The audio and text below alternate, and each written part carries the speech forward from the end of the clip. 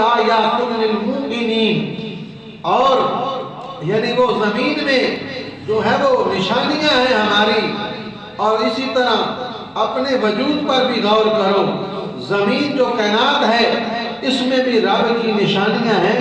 انسان اگر اپنے ڈھانچے پر، اپنے جسم پر غور کرے تو اسے پتہ چل جائے گا اس کا جسم بھی ایک نشانی ہے، یہ خود نہیں ہے، اسے کوئی بنانے والا ہے، اسے کوئی پیدا کرنے والا ہے۔ تو کائنات میں بھی اللہ فرما رہا ہے تو یہ بھی نشانیاں ہیں، غور کرو، فکر کرو۔ آگے فرمایا وَعِندَهُ مَفَاتِحُ الْغَيْبِ لَا يَعْلَمُهَا إِلَّا هُوَ وَيَعْلَمُ مَا فِي الْبَرِّ وَالْبَحْرِ۔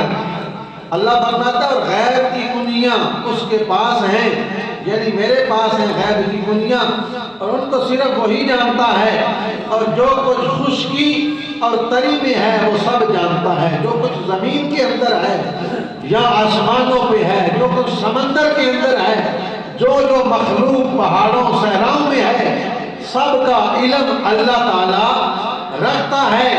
تو یقیناً اللہ جو ہے وہ بھولنے والا بھی نہیں ہے۔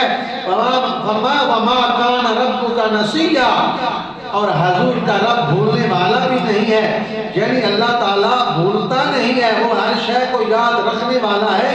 حضور ضیاء الامت جسٹس پیر کرم شاہ آپ تفسیر ضیاء القرآن میں لکھتے ہیں، آپ فرماتے ہیں کہ آسمان